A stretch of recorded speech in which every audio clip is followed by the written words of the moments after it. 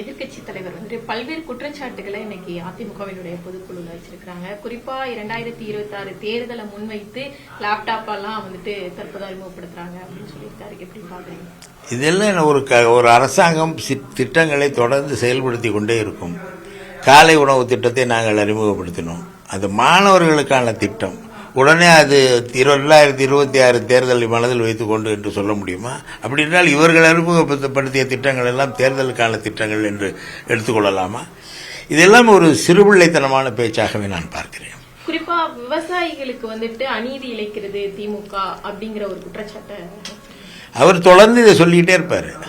காரணம் என்னன்னா, இவங்க ஆட்களை அழைச்சிட்டு வந்து அங்கே ஈரம் வந்துடுச்சு, நெல் மணிகளில் ஈரம் வந்து அது முளை விட்டுச்சுன்னு சொல்ல வச்சவர் அவர்.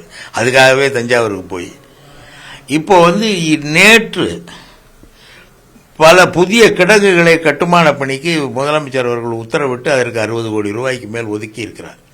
இந்த பணிகள் மக்களுக்கு பிரச்சனை வரும்பொழுது அதை புரிந்து கொண்டு அதற்கான தீர்வை காண்பதிலே திராவிட முன்னேற்ற கழக அரசபையில் இவர்கள் யாரும் நடந்து கொள்ளவில்லை.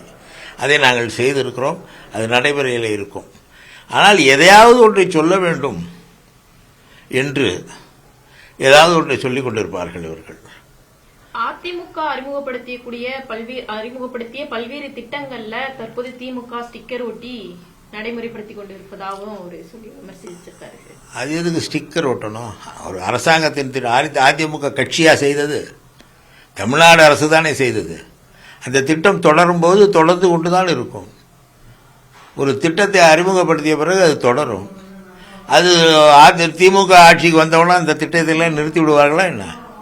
அப்படி நாங்கள் செய்தால் அது அவர்கள் திட்டத்திற்கு ஸ்டிக்கர் ஒட்டியது என்று சொல்ல முடியுமா என்ன? எதையாவது ஒன்றை சொல்வார்கள். ரேஷன் கார்டு, அனைவருக்குமான ரேஷன் விநியோக அட்டை கலைஞர் காலத்திலே தான் வழங்கப்பட்டது. இப்போ ரேஷன் கார்டை இவங்க ஆட்சியில் இருக்கும்போது ரேஷன் கார்டு கொடுத்தாங்கல்ல, அது வந்து அப்போ திமுகவோட திட்டம், அதில் ஸ்டிக்கர் ஒட்டி கொடுத்தாங்கன்னு நாங்கள் சொன்னோமா?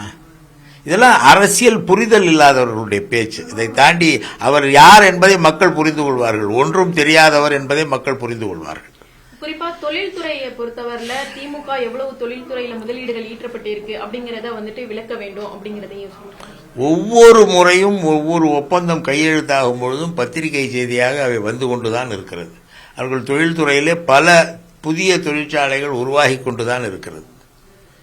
இதுக்கெல்லாம் வந்து விளக்க முடியுமாட்ட விளக்கித்தான் சொல்றோம். அதை நிகழ்ச்சி நடத்தி தான் இந்த தொழிற்சாலைகளை தொடங்குகிறார்கள். ஒப்பந்தம் கையெழுத்தாகும் பொழுது இவ்வளவு ரூபாய்க்கு ஒப்பந்தம் கையெழுத்தாகிறது என்று சொல்கிறார்கள். வெளிநாடு போகும்பொழுதும் வரும்பொழுதும் முதலமைச்சர் பத்திரிகையாளர்களை சந்தித்து இவ்வளவு ரூபாய்க்கு இந்த நிறுவனங்களிடம் நாங்கள் தொழில் முதலீடுகளை பெறுகிறோம் என்று சொல்லிவிட்டு தான் வருகிறார். இது எனக்கு எதற்காக இதை எழுதி தர வேண்டும்? இது செய்தியாக வந்து கொண்டுதானே இருக்கிறது. பேருந்து, இலவச பேருந்து அப்படின்னு சொல்லிட்டு அதுல வந்துட்டு சரியான பேருந்துகளை இயக்கவில்லை அப்படிங்கிற ஒரு இது சொல்லியிருக்காரு. இது பயனாளிகள் சொல்ல வேண்டியது. இவர் ஆண், பெண்களுக்கு தான் இலவச பேருந்து, ஆண்களுக்கு இல்லை. இவர் எப்பொழுது பயணம் செய்தார்?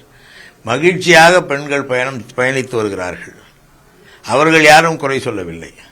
சில நேரங்களில் அரசு பேருந்துகளில் சில குறைபாடுகள் ஏற்படலாம். அது இவர்கள் காலத்திலும் ஏற்பட்டிருக்கிறது. இல்லை என்று சொல்ல முடியாது, அவராலேயே சொல்ல முடியாது. ஆனால் இந்த திட்டங்களை தொடர்ந்து இலவச பேருந்துகள், மகளிர் விடியல் பயண திட்டம் என்ற பெயரிலே தனி சிறப்பு பேருந்துகள் கூட இயங்கிக் கொண்டிருக்கின்றன. சார், குறிப்பா திமுகவில் இருக்கக்கூடிய அமைச்சர்கள் மீது ஊழல் வழக்குகள் வந்துட்டு வந்து கொண்டிருக்குது.